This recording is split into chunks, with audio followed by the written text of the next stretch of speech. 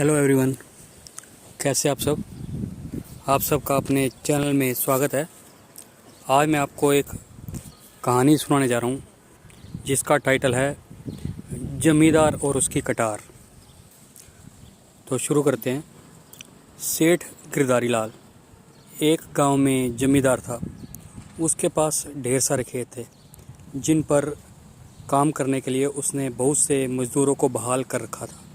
वह कंजूस था, लेकिन धन जमा करने वाला सामान्य कंजूस नहीं, बल्कि धन खर्च करते समय उसे कंजूसी करने में बड़ा मज़ा आता था। वह मज़दूरों को पूरी मजदूरी नहीं देता था, किसी न किसी बहाने से उन्हें टाल देता।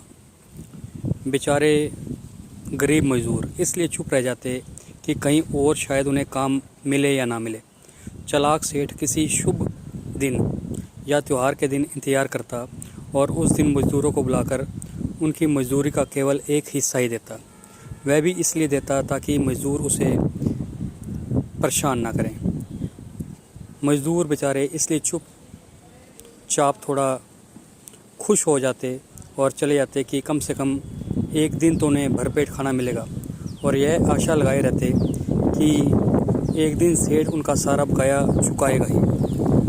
आखिर वह इतना गरीब तो नहीं हो जाएगा कि उनकी मजदूरी ही न दे सके, क्योंकि उसके पास तो काफ़ी धन है।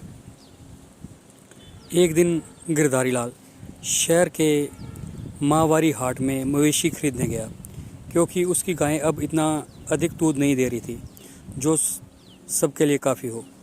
बाज़ार में उसने 2 गायों को पसंद किया और मोल भाव कर दाम तय किया। अचानक उसे याद आया कि पैसों की उसकी मखमल की थैली घर पर ही छूट गई। अब वह दुविधा में पड़ गया। वह सौदे को हाथ से नहीं जाने देना चाहता था।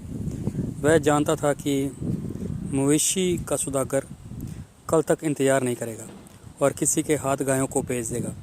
उसने सोचा कि उसे किसी न किसी तरह से पैसों का जुगाड़ वहीं करना होगा ताकि उसी दिन गायों को घर ले जा सके। गिरधारी लाल किसी महाजन की तलाश करने लगा। बाज़ार के पास ही उसे एक महाजन मिल गया, लेकिन किसी जमानत या सुरक्षा के बिना उधार देने को तैयार न था।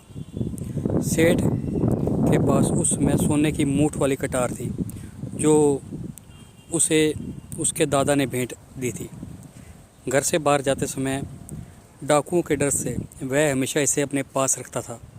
सेठ गिरधारी लाल ने अपनी कटार दिखाते हुए महाजन से कहा, यह हमारी पुश्तैनी कटार है, हमारे दादा ने हमें भेंट की है।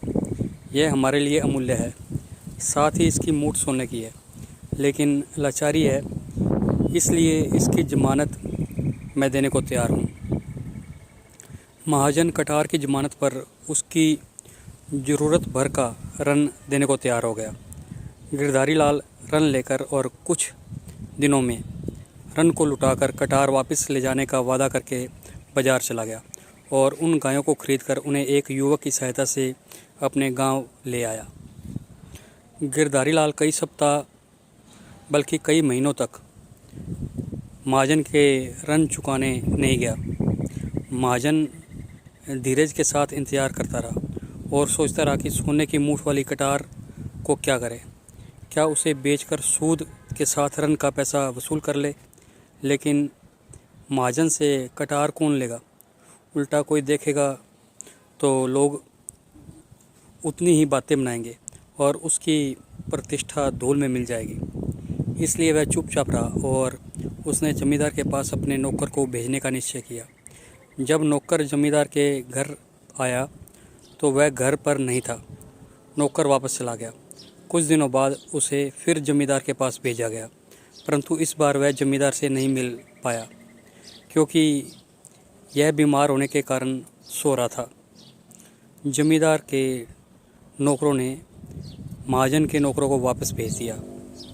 महाजन इस आशा से कि जमींदार मेरे नौकर के जाने का संदेश पाकर रन लुटाने के लिए स्वयं आ जाएगा, और कुछ दिनों तक धैर्यपूर्वक सब्र करता रहा।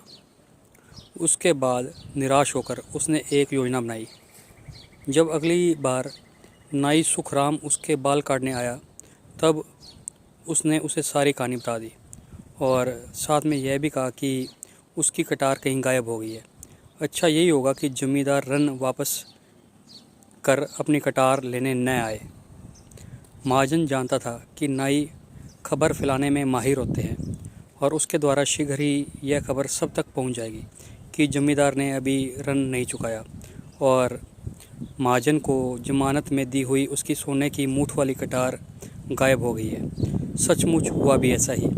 यह खबर आसपास के गांवों में सब जगह फैल गई। जब वह नाई बाल काटने के लिए जमींदार के घर आया तब उसने यह खबर उसे भी सुनाई।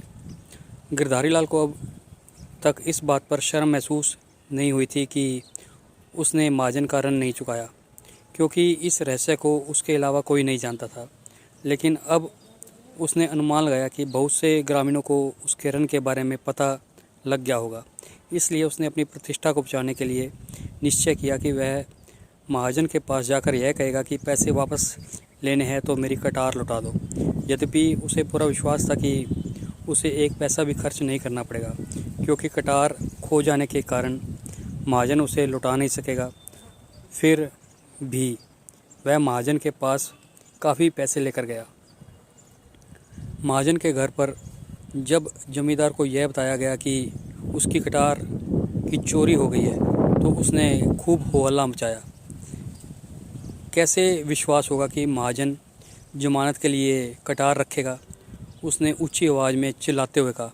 उसने सावधानीपूर्वक सोने के दस्ते वाली बात की चर्चा नहीं की। भला महाजन के घर से कटार कौन चुराएगा? वह और भी ज़ोर से चिल्लाया। जमींदार भीड़ इकट्ठा करने के लिए महाजन का मजाक उड़ाते हुए ठाठा लगाकर हंसने लगा। जब सड़क पर काफ़ी भीड़ इकट्ठी हो गई तब जमींदार ने महाजन से कहा, क्यों नहीं घर के अंदर जाकर कटार की खोजबीन करते। उसे यह उम्मीद थी कि महाजन अंदर जाकर शीघ्र ही बाहर आ जाएगा और उसे कह देगा कि हिसाब बराबर हो गया और इस तरह से ऋण का एक पैसा भी वापस नहीं करना पड़ेगा। महाजन दबते सहमते अंदर गया और बहुत देर तक बाहर नहीं आया। गिरधारी लाल बार बार अपनी मखमली थैली निकाल कर दिखा रहा था, जिससे भीड़ को यह विश्वास हो जाए कि यह ऋण के पैसे ईमानदारी से वापस लौटाना चाहता है। वह इस प्रकार अपनी खोई हुई प्रतिष्ठा को पुनः प्रतिष्ठित कर सकता है। अचानक महाजन अंदर से आते हुए बोला, सेठ जी, आपकी कटार मिल गई है। यह रही। मैंने इसे सुरक्षित रख दिया था, लेकिन कहाँ रखा था यह मैं भूल गया था। क्या अब आप मेरा ऋण लौटा देंगे जो बहुत दिनों से बकाया पड़ा था? उसने भीड़ को सुनाते हुए आखिरी शब्दों पर जोर देते हुए कहा।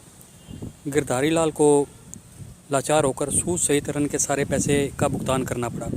लोगों ने देखा कि वह ऋण चुकाने के बाद सिर को नीचे किए हुए है और शर्म महसूस कर रहा है। भीड़ के लोग चींची कर रहे थे, लेकिन उसने सिर उठाकर किसी को नहीं देखा। गिरधारी लाल को एक सीख मिल गई थी। जिन लोगों को उसके अपमान और शर्मिंदगी से लाभ पहुंचा, वे उसके खेतीहर मजदूर थे। उन्हें अब समय पर मजदूरी मिलने लगी थी। तो आपको ये कहानी कैसी लगी?